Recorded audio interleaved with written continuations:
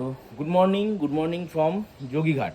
আমরা আজকে 17 তারিখ 17/6/2025 আজকে আমরা আছি যোগীঘাটে, মানে শিটংয়ের যোগীঘাটে। ঠিক আমাদের অপোজিটে দেখো এরকম একটা পাহাড় মেঘ দেখা যাচ্ছে, তার সামনে হচ্ছে যোগীঘাটের ব্রিজ, যেটা খুব ফেমাস একটা ব্রিজ।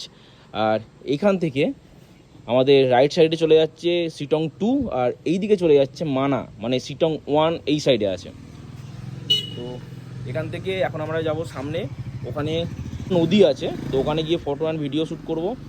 আর এখন মোটামুটি 7:30টার মতন বাজে, আর ওয়েদারটা একবার দেখো, চারিদিকে পুরো মেঘলা ওয়েদার, আর বৃষ্টির তো সম্ভাবনা আজকে মারাত্মক আছে। ওই জায়গাটা হচ্ছে চটকপুর হয়েও হচ্ছে শিটং হয়ে যোগীঘাট আসা যায়। আর আমরা এসেছি দার্জিলিং থেকে 3 মাইল থেকে মাংপো হয়ে একটা জায়গা আছে, এখান থেকে আমরা এই রাস্তা ধরে এখানে এসেছি। ঠিক আছে ঘোরা। আমরা কালকে এই হোমস্টেতে ছিলাম, মুখিয়া হোমস্টে শিটং। ফোন নাম্বার এখানে আছে, স্ক্রিনশট নিয়ে তোমরা এখানে কল করে আসতে পারো, খুব সুন্দর লোকেশান। আমরা যাব এই সোজা।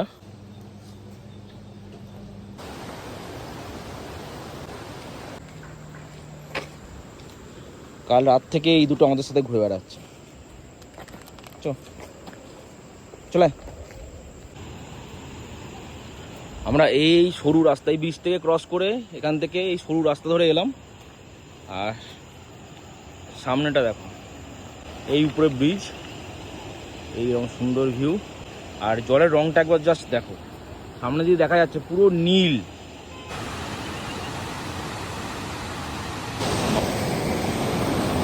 জায়গাটা একবার দেখো কি সুন্দর।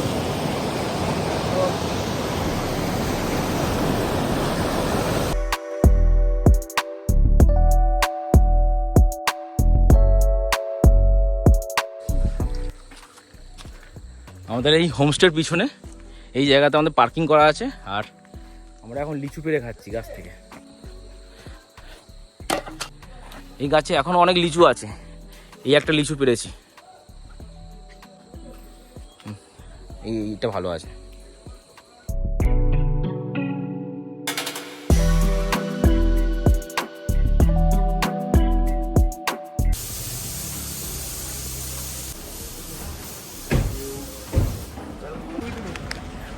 তো আমরা সবাই রেডি হয়ে গেছি, আমাদের গাড়িতে লাগেজ সব বাঁধা হয়ে গেছে।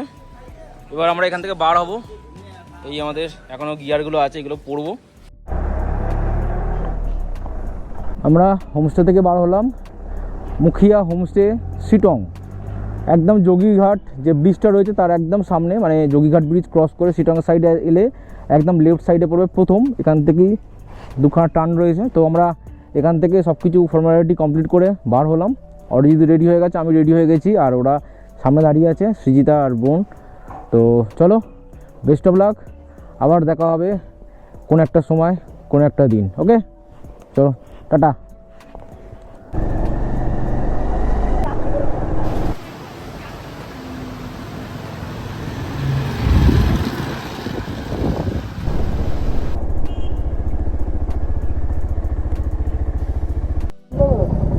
ও কিচ্ছু হয় না, বেশি চাপ লাগছে বলে ওরকম মনে হচ্ছে, চাপ লাগছে বলে মনে হচ্ছে, ও কিছু হবে না। ওই একটু হয়, পুরো গন্ধ বেরো, এই ঠেলে তুলতে হচ্ছে তো। চ, হ্যাঁ মুখটা খোল, চ। আমরা এখান থেকে, এইটা হচ্ছে মংপু, আমরা নিচ থেকে উপরে উঠলাম, উঠে এখান থেকে যাবো এবার সোজা। আর পিছনে যে রাস্তা, ওইটা দিয়ে আমরা দার্জিলিং থেকে 3 মাইল হয়ে এসেছিলাম। এখান থেকে আমরা সোজা যাবো NH10, দেন সেবক ব্রিজ হয়ে, সেবক ব্রিজ নয়, সেবক মন্দির হয়ে আমরা যাবো সোজা শিলিগুড়ি। মারাত্মক খাড়াই, মানে এই যোগীঘাটের রাস্তা নামার সময় যেরকম নিচু, আর ওঠার সময় সেই রকম খাড়াই, সেই লেভেলের, সেই মানে 1 নম্বর গিয়ার ছাড়া গাড়ি কথাই বলবে না তখন। জাস্ট দেখো একবার উপরে ব্রিজটা, এটা আই থিঙ্ক যেটা আমাদের শিলিগুড়ির সাথে সিকিম কানেক্ট হচ্ছে যে ব্রিজটা, রেল ব্রিজ, সেটাই। পাহাড়ের উপরে কত উঁচুতে ব্রিজ। এটা আমরা যখন সিকিম এসেছিলাম এপ্রিল মাসে, তখন আমরা এই রাস্তা ধরেই গিয়েছিলাম। এখানে একটা জায়গায় ধস নেমেছে, মারাত্মক জ্যাম, শুধু বাইক ছিল বলে বেরিয়ে আসতে পেরেছি।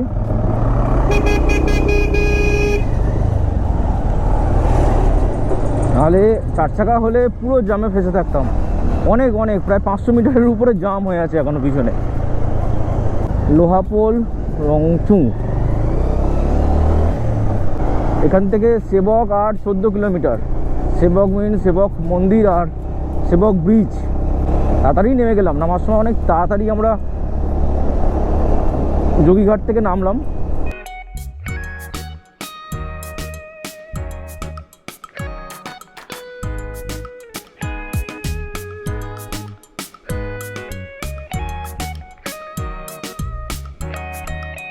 আমাদের লেফট সাইডে এখন তিস্তা নদী, ভয়ঙ্কর অবস্থা। তিস্তা নদীর জল বিশাল এখন, আর পুরো ঘোলাটে। এই জায়গাটা একবার দেখো, মানে কিছুদিন আগেই মনে হয় সব জায়গাতে ধস নেমেছিল, পুরো পাথরগুলো। পুরে বাপরে,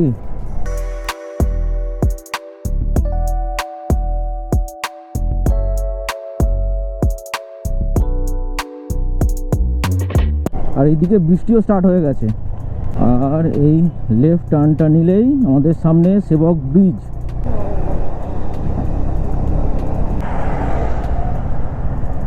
যেটার ভয় পাচ্ছিলাম ঠিক সেম, সেবক রেলগেট পড়ে গেছে। 15-20 মিনিট তো দাঁড়িয়ে থাকতেই হবে এখানে। উঠে পড়। সেবক ক্রসিংয়ে দাঁড়িয়ে আছি, আর আমাদের সামনে দিয়ে যাচ্ছে ট্রেন।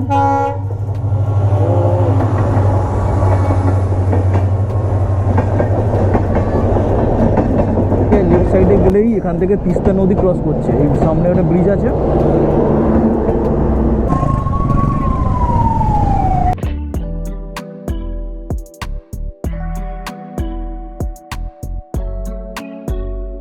প্রায় 2:30 বাজে, আর আমরা এখন মহানন্দা ওয়াইল্ড লাইফ স্যাংচুয়ারি পার হচ্ছি। এখান থেকে শিলিগুড়ির ডিস্টেন্স আর 10 কিলোমিটার। তো শিলিগুড়ির একদম কাছেই এসে গেছি। এই রুটটা সব থেকে শর্টেস্ট রুট পাহাড়ে ওঠার।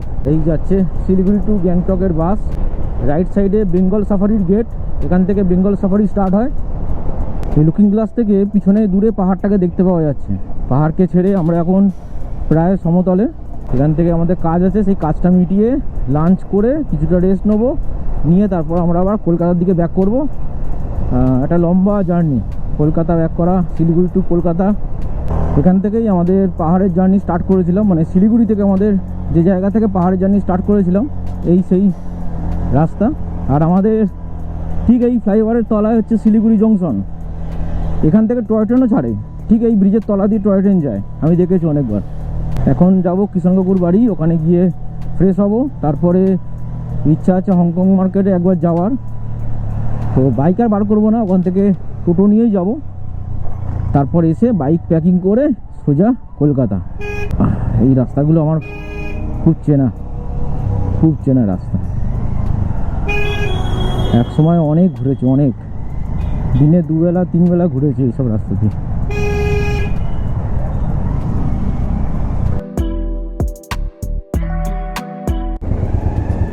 6:42 বাজে, আর সবে মাত্র আমরা কিষান কাকুর বাড়ি থেকে বার হলাম, মানে শিলিগুড়ি জংশনের কাছেই একদম।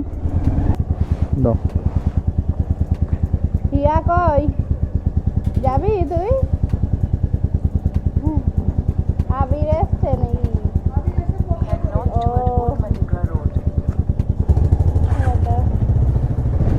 ঠিক আছে, আসছি। হ্যাঁ, এবার আমরা সোজা যাব বাগডোগরা, মাটিগাড়া হয়ে বাগডোগরা। এখান থেকে আমাদেরকে নিতে হবে লেফট টার্ন।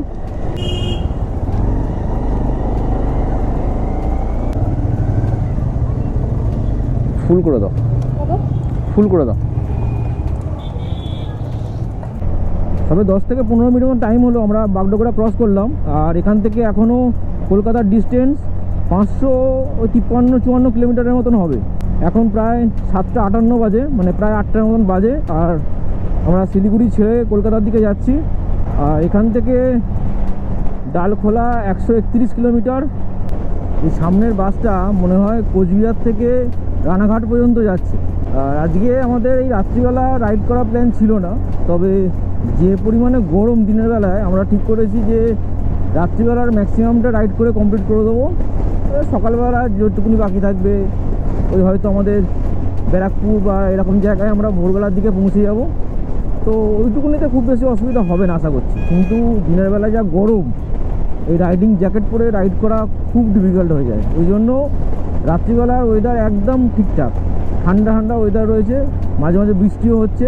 এইদিকে তো মনে হয় বৃষ্টি হয়নি, তবে কিছুক্ষণ আগে মারাত্মক বৃষ্টি হচ্ছিল। আমাদের সবাই ডিনার কমপ্লিট করলাম, 11টা বাজে, রাত্রি 11টা। আর এই মুহূর্তে আমরা আছি দিনাজপুরে বিজয় হোটেল ফ্যামিলি রেস্টুরেন্টে। এখান থেকে আমাদের ডিনার কমপ্লিট করে আমরা এবার সব বাইকে উঠবো, কারণ মানে একটা এক্সট্রিম রাইড হচ্ছে এখন আজকে। তো যাই হোক, আমাদের ডিনার কমপ্লিট হয়ে গেছে আর বৃষ্টিও স্টার্ট হয়ে গেছে। রেনকোট পরে নিই, এরপরে আমরা এখান থেকে বার হবো। 12টা বাজে আর এখন আমরা সবেমাত্র রায়গঞ্জ ক্রস করছি। ক্যামেরাটা অন করতে ভুলে গেলাম, তো একটু আগে মানে জাস্ট কয়েক সেকেন্ড আগে আমাদের এইরকম রোডের সামনে দিয়ে একটা শিয়াল দৌড়ে পার হয়ে গেল।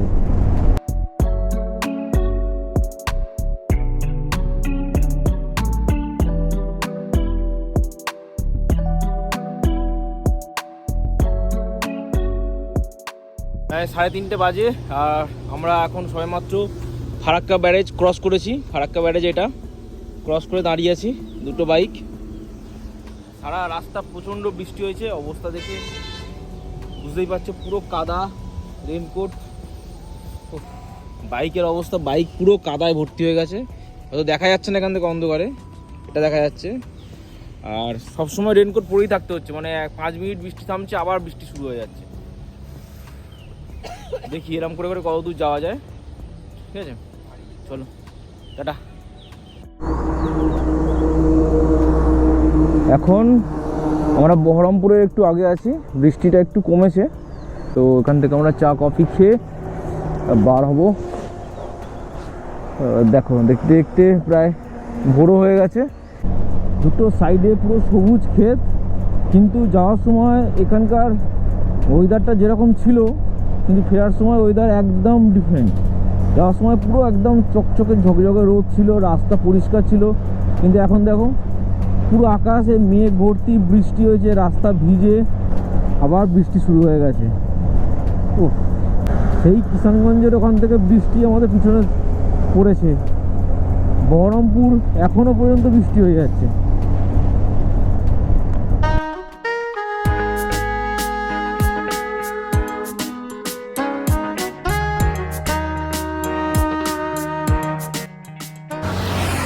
এখন 12টা 3 বাজে আর আমরা সবেমাত্র ধর্মতলায় এসে পৌঁছেছি। এখান থেকে একদম স্ট্রেট রাস্তা, আর কোনো জাম নেই, আর কিছু নেই। আমরা ব্যারাকপুর হয়ে আসছিলাম, মারাত্মক জাম, মানে কল্যাণী এক্সপ্রেস ধরে ব্যারাকপুর কানেক্ট হয়ে আমরা ওই যে বিটি রোড, মারাত্মক জাম। এত দূর জার্নি, 600 কিলোমিটারের জার্নি, তারপর এই ব্যারাকপুরে বিটি রোডের জাম। আর কোনো পিছনে ঘোড়ার গাড়ি। যাই হোক, আমরা এখান থেকে এখন যাবো বাড়ি। অরবিট আসছে, অরবিট ভিক্টোরিয়ার সামনে এই রাস্তা দিয়ে আসছে।